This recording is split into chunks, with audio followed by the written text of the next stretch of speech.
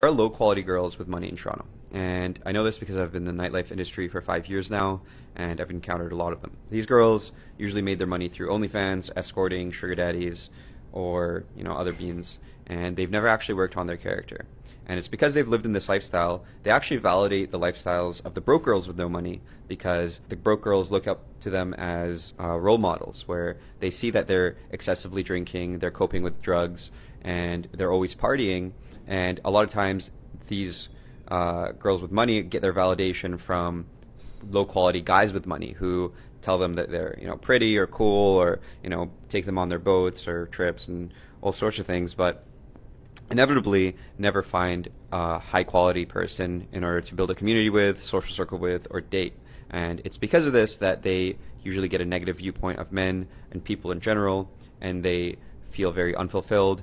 And the only way to gain fulfillment is instant gratification through validation, drugs, sex, partying. Inevitably, they are stuck in this loop until they start working on their character, or it never stops and they are constantly seeking validation. They go on a downward spiral into their late 20s, their 30s, their 40s. They get into toxic marriages, toxic relationships. They never find a partner, and they never actually have any real friends because they're constantly just on that instant validation, instant gratification loop that never results in any long-term connections, long-term social circle gains, long-term purpose. And the way for them to get purpose is through finding a random social issue to latch onto and use that as a means for them to feel like they're impacting the world positively. But inevitably, all they do is they are just coping with their bad habits. If you're in that position, I would really suggest you slow down, you reassess your values, you start thinking long term, you build a plan for yourself so that you